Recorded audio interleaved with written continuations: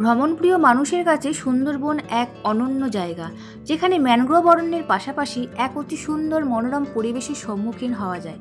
একই সুন্দর একটা পরিবেশ, তার মধ্যে লঞ্চের মধ্যে খাওয়া দাওয়া মনের মধ্যে এক আলাদা চাঞ্চল্য সৃষ্টি করে। তো আজকে আমি এই সুন্দরবন ভ্রমণের ভিডিওই তোমাদের সামনে তুলে ধরছি। সুন্দরবন কিভাবে গেলাম, কি দেখলাম, কোথায় থাকলাম, সবই এই ভিডিওর মধ্যে তোমরা দেখতে পাবে। নমস্কার বন্ধুরা, আমার চ্যানেলে তোমাদের সবাইকে স্বাগত। আশা করি তোমরা সবাই খুব ভালো আছো, আর আমিও ভালো আছি। সকাল সকাল স্নান করে রেডি হয়ে এই অটো করে আমরা এখন যাব, যেখানে বাস দাঁড়াবে সেখানে আমরা এখন যাব। বন্ধুরা, আমি বাঁশবিড়ে থেকে যাচ্ছি, কারণ আমি মাসিদের সাথে যাচ্ছি। আর এখানকার এক ট্রাভেল এজেন্সি আমাদের বাসে করে সোনাখালি নিয়ে যাবে, তারপর সেখান থেকে লঞ্চ করে আমাদের ঘোরাবে। মিঠাপুকুর বলে এই জায়গাটাতেই বাস আসবে, আর আমরা এখন চা খেতে খেতে বাসের জন্য ওয়েট করছি।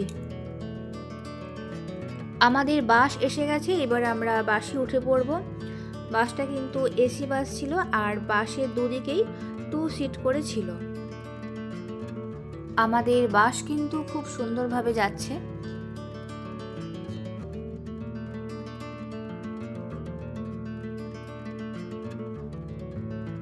বুনোমাতা স্পেশাল ট্যুর অ্যান্ড ট্রাভেলসের পক্ষ থেকে এই সঞ্জয় দাদা আমাদের বলছিলেন যে বাসে করে আমাদের সোনাখালি যেতে 3.5 থেকে 4 ঘন্টা সময় লাগবে। তারপর সেখান থেকে মিনিট 5 রাস্তা পায়ে হেঁটে বা টোটো করে আমাদের সোনাখালি লঞ্চ ঘাটে পৌঁছাতে হবে। তারপর সেখানে আমাদের ব্রেকফাস্ট, লঞ্চেই আমাদের ব্রেকফাস্ট দেবে। তারপর যে 2 রাত 3 দিনের ট্যুর, তারপর কোথায় আমাদের হোটেলে থাকা হবে, এইসব কথাই আমাদেরকে বলছিলেন। বাসে গান চলছিল বলে এই দাদার কথাগুলো আমি মিউট করে দিয়েছি। বন্ধুরা, ট্রেনে যেতে হলে শিয়ালদা স্টেশন থেকে ক্যানিং লোকাল ধরে যেতে হবে। ক্যানিং যাওয়ার জন্য 2টো ট্রেন আছে, একটা সকাল 6:30 আর একটা সকাল 7:42। একবার ক্যানিং পৌঁছে গেলে কিন্তু আর কোনো চিন্তা থাকবে না, ওখানে ট্রাভেল এজেন্সি দাদারা থাকবে, তারপর দায়িত্ব সহকারে ওনারাই নিয়ে যাবেন। আমাদের বাস কিন্তু এগিয়ে চলেছে। সোনাখালি যাওয়ার পথে মাঝে একটা জায়গায় চা খাওয়ার জন্য আমাদের বাস দাঁড়িয়েছিল। চা খাওয়া হয়ে গেলে আমাদের বাস আবার চলতে শুরু করে, আর আমরা বাসে ওঠার পরেই কিন্তু বৃষ্টি শুরু হয়ে গেল। আর এই বৃষ্টি হওয়ার জন্য কিন্তু বাইরের পরিবেশটা খুব সুন্দর লাগছিল। আমাদের বাস সোনাখালিতে চলে এসেছে। তারপর আমরা বাস থেকে নেমে সোনাখালি লঞ্চ ঘাটের দিকে হেঁটে হেঁটে এগিয়ে যাচ্ছি। আমরা সোনাখালি লঞ্চ ঘাটে চলে এসেছি। এখানে দেখো অনেক লঞ্চ দাঁড়িয়ে আছে, তবে আমাদের লঞ্চের নাম MV কৃষ্ণ নারায়ণ। এইবার আমরা একে একে সব লঞ্চে উঠছি। লঞ্চে ওঠার জায়গাটা কেমন ঢালু মতো, দেখো বেশ রিস্ক আছে। এই হচ্ছে আমাদের লঞ্চের ভেতরকার পরিবেশ। লঞ্চের দুপাশে চেয়ার পাতা আছে, সেই চেয়ারে সবাই বসে আছে, সব বসে গল্প করছে, মজা করছে, আর বাইরের খুব সুন্দর পরিবেশ সবাই উপভোগ করছে।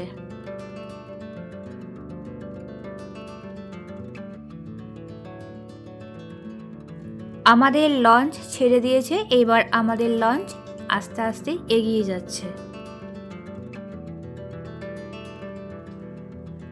এখানে ট্রাভেল এজেন্সি দাদাটা বলছিলেন যে কালকে কিন্তু কোনো ইউজ অ্যান্ড থ্রো যে জলের বোতলগুলো হয় সেগুলো কোনো অ্যালাউ নেই।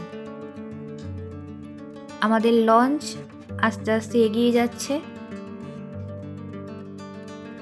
লঞ্চে প্রথমে ফুল, একটা চকলেট আর একটা ম্যাঙ্গো ড্রিঙ্কস দিয়ে আমাদের সকলকে স্বাগত জানিয়েছিল।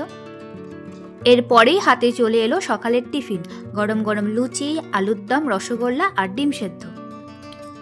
সুন্দরবন বিশ্বের প্রায় বৃহত্তর ম্যানগ্রোভ অরণ্য, যেটি প্রায় 10,000 বর্গ কিলোমিটার জুড়ে বিস্তৃত অঞ্চল। সুন্দরবনের বেশিরভাগটাই রয়েছে বাংলাদেশে, তবে আমাদের দেশেও কম কিছু না, প্রায় 38%। এই অরণ্যের একদিকে যেমন প্রাকৃতিক পরিবেশ অতুলনীয়, তেমনি এখানে রয়্যাল বেঙ্গল টাইগার, হরিণ, কুমির, নানা প্রজাতির পাখি ও মাছ দেখা যায়। ব্রেকফাস্টের কিছুক্ষণ পরেই লঞ্চে বসে চারিপাশে সৌন্দর্য উপভোগ করতে করতে হাতে চলে এলো গরম গরম চিংড়ি পকোড়া। লঞ্চের ভেতর লাগেজ রাখার জন্য আর রেস্ট করার জন্য এখানে এরকম বিছানা পাতা আছে, আর সাথে বালিশও দেওয়া আছে।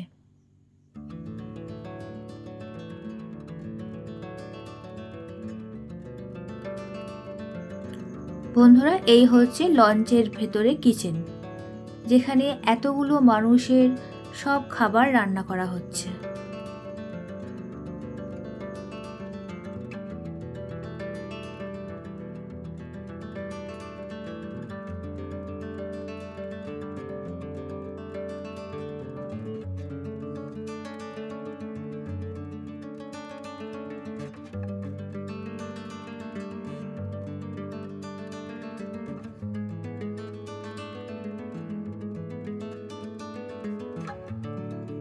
এই হচ্ছে লঞ্চের ভেতরকার বাথরুম। আমরা এখন লঞ্চে বসে দারুণ এক সৌন্দর্য উপভোগ করতে করতে এগিয়ে চলেছি।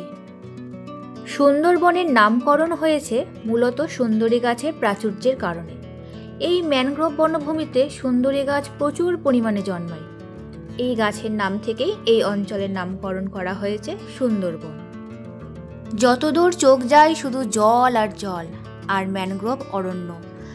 সেই জলের ওপর লঞ্চ করে ভেসে চলা এক অদ্ভুত চাঞ্চল্য সৃষ্টি হচ্ছে।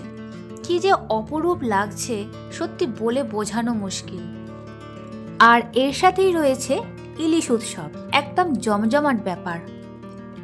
আমাদের লঞ্চ গোসাবার দিকে এগিয়ে যাচ্ছে। সেখানে আছে হ্যামিল্টন বাংলো আর বেকন বাংলো। এইবার আমরা লঞ্চ থেকে নেমে আমাদের যাত্রাপথের প্রথম টুরিস্ট স্পট হ্যামিল্টন বাংলোর দিকে আস্তে আস্তে এগিয়ে যাব।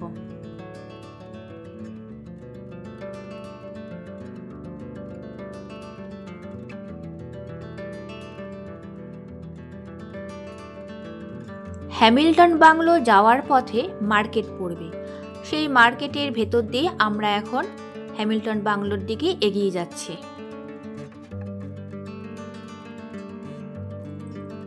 আমরা এখন হ্যামিল্টন সাহেবের বাংলোর কাছে চলে এসেছি। বর্তমানে পরিচর্যার অভাবে বাংলোর চারপাশটা পুরো জরাজীর্ণ অবস্থায় ভুগছে, তবে বাংলো এখনও মোটামুটি অক্ষত অবস্থায় আছে। 1903 সালে সুন্দরবনের গোসাবায় প্রায় 9000 একর জমি কেনেন হ্যামিল্টন সাহেব। তিনি এখানে মূলত ব্যবসা বাণিজ্য করতেই এসেছিলেন, কিন্তু এই সুন্দরবনের মানুষের দুঃখ দুর্দশা তাকে ব্যথিত করেন। তিনি সিদ্ধান্ত নেন কিছু উন্নয়নমূলক কাজ এখানে তিনি করবেন। স্কটল্যান্ডের বাসিন্দা হ্যামিল্টন সাহেব এই বাংলোতেই থাকতেন। বাংলোটি কিন্তু সম্পূর্ণ কাঠের তৈরি। হ্যামিল্টন সাহেবের বাংলো দেখার পর আমরা চলে এসেছি বেকন বাংলোতে। এখানে কিন্তু এন্ট্রি ফি 10 টাকা করে নিয়েছে। এখন আমরা বেকন বাংলোর ভেতরে প্রবেশ করছি। রবীন্দ্রনাথ ঠাকুরের স্মৃতি বিজড়িত এই বেকন বাংলো। নাম বেকন বাংলো হলেও এটা তৈরি করেছিলেন স্কটল্যান্ডের বাসিন্দা হ্যামিল্টন সাহেব। এই হ্যামিল্টন সাহেবের আমন্ত্রণেই রবীন্দ্রনাথ ঠাকুর এখানে এসেছিলেন। এখানকার পরিবেশ খুবই সুন্দর। আমি এই বাংলোর চারপাশটা একবার ঘুরে দেখে নিচ্ছি। বন্ধুরা, তোমরাও দেখো এখানকার পরিবেশটা কত সুন্দর।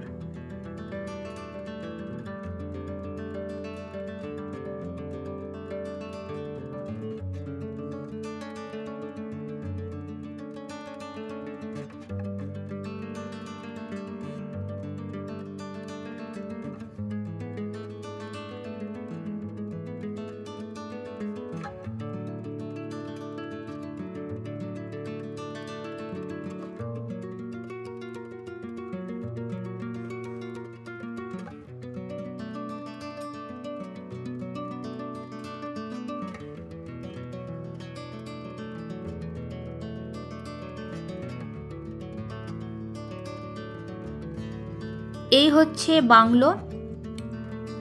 বাংলোর ভেতরটা পুরোটাই অন্ধকার, তবে মনে হলো ভেতরটা একদম ফাঁকা।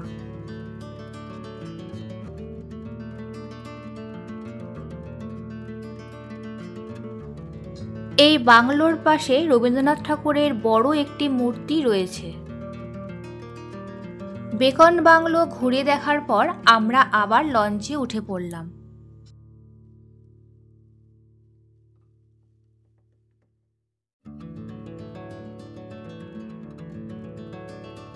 লঞ্চে ওঠার পরেই আমাদের লাঞ্চ দেওয়া হলো। প্রথমেই দেওয়া হলো গরম ভাত, তার সাথে ডাল, আলু ভাজা, আর ছিল ওটা ইলিশ মাছের মাথা দিয়ে কচু শাক। এরপরে দিল সর্ষে পোস্ত দিয়ে ইলিশের ঝাল, আর তার সাথে ছিল চিংড়ির মালাইকারি, আর তারপরে ছিল চাটনি, পাঁপড়। প্রত্যেকটা রান্না কিন্তু বেশ টেস্টি ছিল।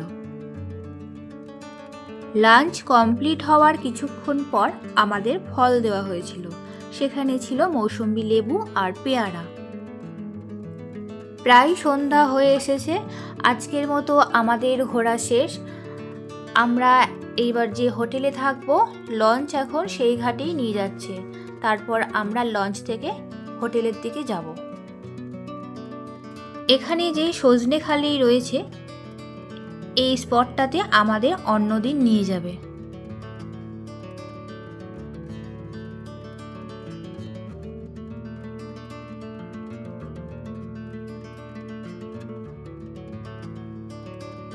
সুন্দরবনের যেই হোটেলে আমরা থাকব, সেই ঘাটে এসে লঞ্চ দাঁড়ালো। এইবার আমরা লঞ্চ থেকে নেমে সবাই হোটেলের দিকে যাচ্ছি।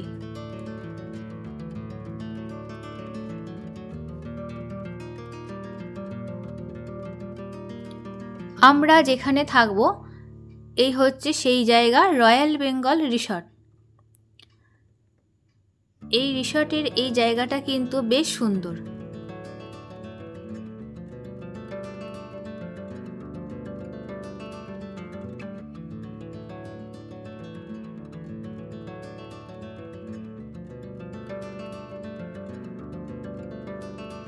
এই হচ্ছে রয়্যাল বেঙ্গল রিসর্টের রিসেপশন। এই হচ্ছে রয়্যাল বেঙ্গল রিসর্টের মেন গেট।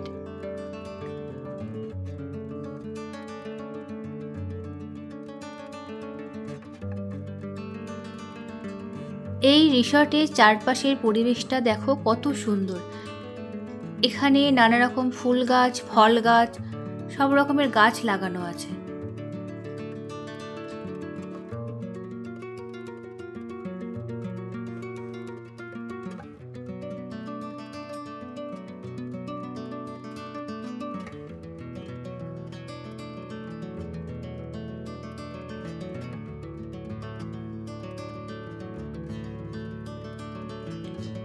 এই রিসর্টের এরিয়াটা অনেকটা বড়।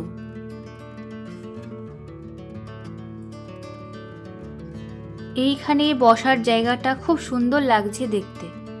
চারপাশে গোল করে বসার জায়গা রয়েছে, খুব সুন্দর লাগছে দেখতে।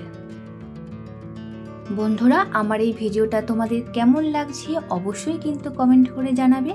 আর ভালো লেগে থাকলে প্লিজ একটা লাইক করে দিও।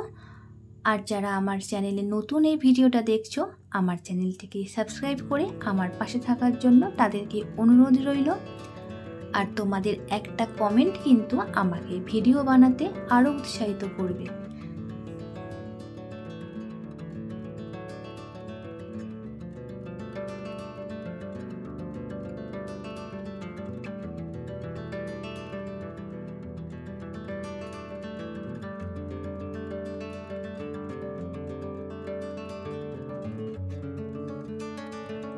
এই হচ্ছে আমাদের রুম। এই রুমটা বেশ বড়। যেহেতু আমরা মাসিরা 5 জন ছিলাম, তাই আমাদের এই রুমটা অনেকটাই বড় ছিল। আর এই রুমের দুপাশে দুটো বেড ছিল, পরিষ্কার পরিচ্ছন্ন বেড। এই একটা বেডে 3 জন আরামেই থাকতে পারবে। এই রুমে দুটো বেডের ওপর দুটো ফ্যান আছে, আর এখানে বসার জন্য দুটো চেয়ার আছে। আর এই রুমের পেছন দিকে এই বারান্দা রয়েছে। বারান্দা থেকে এখানকার প্রাকৃতিক সৌন্দর্য খুব সুন্দরভাবে দেখা যাচ্ছে। এখানে আছে একটা ড্রেসিং টেবিল, আর তার পাশেই আছে ওয়ার্ড্রব, জামা কাপড় রাখার জন্য খুব সুন্দর একটা ওয়ার্ড্রব আছে এখানে। রুমটা তো বেশ বড়, তাই ওইদিকে যেমন দুটো চেয়ার ছিল, এদিকেও বসার দুটো চেয়ার রয়েছে। আর এখানে কাঁচের জানলা রয়েছে, এখান থেকেও বাইরের দৃশ্য খুব সুন্দরভাবে দেখা যাচ্ছে। এই হচ্ছে ওয়াশরুম। ওয়াশরুমটা কিন্তু খুব সুন্দর। এখানে মিরর রয়েছে, এখানে বেসিন রয়েছে, এখানে কল রয়েছে, আর এখানে কমোড রয়েছে। যেহেতু ওই রুমে এসি ছিল না, তাই আমাদের রুম চেঞ্জ করে অন্য রুম দিয়েছিল।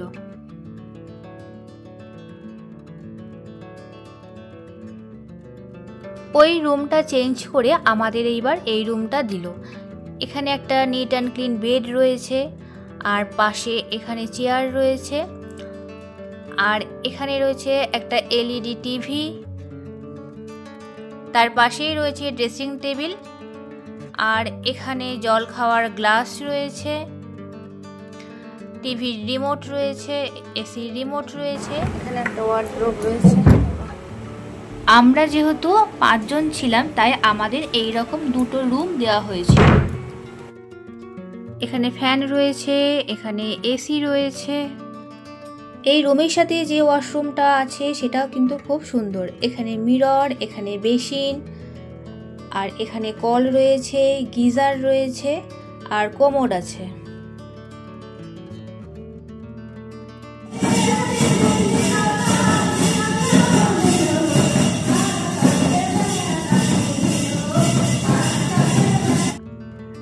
সন্ধ্যাবেলায় আমরা খুব সুন্দর ঝুমুর নৃত্য উপভোগ করলাম, আর তার সাথে টিফিন ছিল গরম গরম চাও।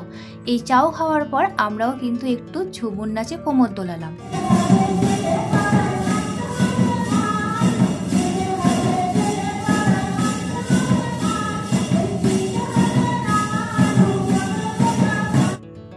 তারপর রাত 9:30টার সময় আমাদের ডিনারের ডাক পড়ল।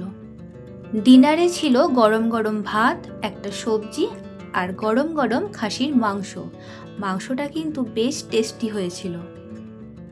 আর সব শেষে আমাদের কোল্ড ড্রিঙ্কস দিয়েছিল। আমার সুন্দরবন ভ্রমণের প্রথম পর্ব এখানেই শেষ হলো। দেখা হবে আবার দ্বিতীয় পর্বে। তো তোমরা খুব ভালো থেকো, সুস্থ থেকো, কারণ জীবন একটাই। টাটা।